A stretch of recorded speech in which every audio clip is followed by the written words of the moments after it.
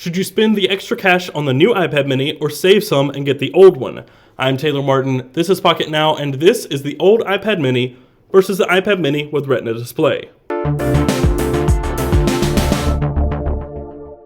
Last year, Apple released the first edition of the 7.9-inch iPad lineup, dubbed the iPad mini. Compared to its full-sized iPad sibling, the mini was seemingly a bit of a trade-off, a cut in power and quality in favor of additional portability, thanks to a reduction in both size and weight. That trade-off, or what many perceived as a compromise, was the pitfall of the iPad mini. But Apple is at it again, and this time it's no holds barred. Is the iPad mini with Retina Display the reboot the iPad mini lineup needed? Or does it still leave much to be desired? Let's take a look. We're not going to bore you with the intricate details when it comes to hardware. Just know this, the old iPad mini and iPad mini with Retina Display feature virtually identical designs and build quality. They bear the same chassis, or almost the same chassis. Some adjustments were made to account for the Retina Display and additional battery. At 200mm tall, 134.7mm wide, and 7.5mm thick, the new iPad mini is just 0.3mm thicker than last year's model. The Wi-Fi only model of the original mini was 308 grams, while the LTE model, the one we have on hand, is 312. Just a tad heavier is the new iPad mini with Retina Display, 331 grams.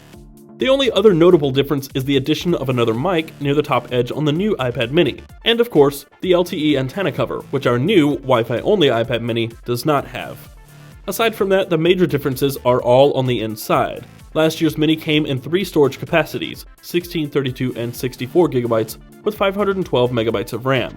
It's powered by an A5 chip, composed of a 1 GHz dual-core CPU and a dual-core GPU. It's fitted with a 5-megapixel rear camera and a 1.2-megapixel front camera, and keeping things running is the 16.3 Wh battery.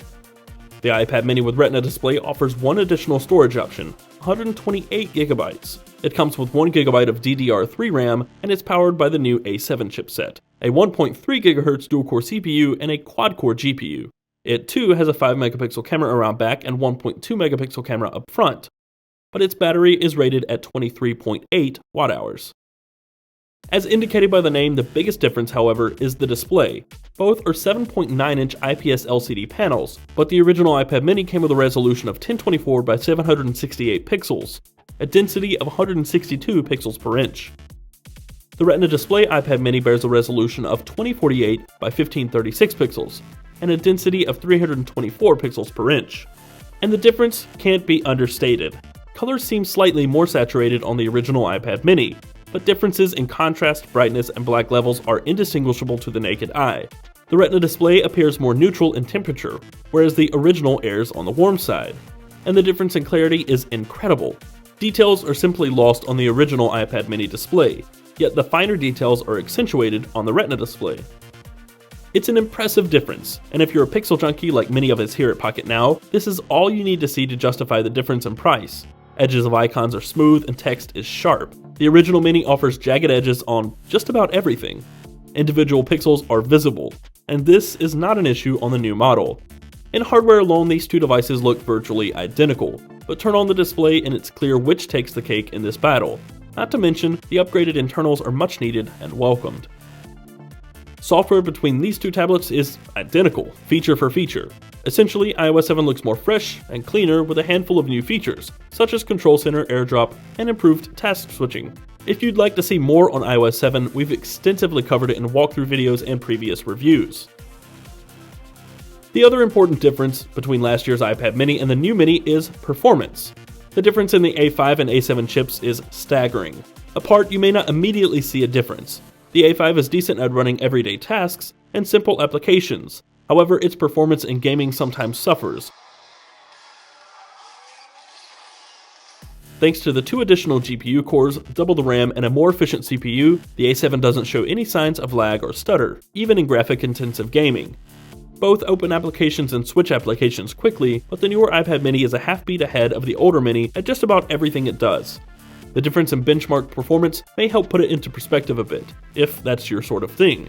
The new iPad mini finishes the SunSpider JavaScript test while the old mini is just getting warmed up, and it finishes nearly 3 times faster. The speakers you would expect to be virtually identical.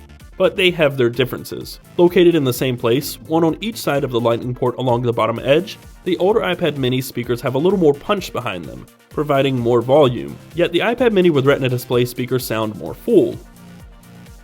After extensive time with the old iPad mini, its battery life was always pretty impressive, only needing to be charged every other day with heavier usage. It's possible to run the battery down entirely in a single day, but it takes some determination. So far, the newer iPad mini is much of the same story. The Retina Display and A7 warranted a larger battery, but Apple has seemingly maintained the 10-hour standard. We'll provide more detail in the full review. Finally, cameras. They're fairly comparable between the two generations. Sometimes the new iPad would provide a washed out image with a poor focus. The next time the old iPad mini would, and the newer iPad would take a better shot. Every time it was back and forth, and the only consensus we can come to is, both are decent at taking pictures.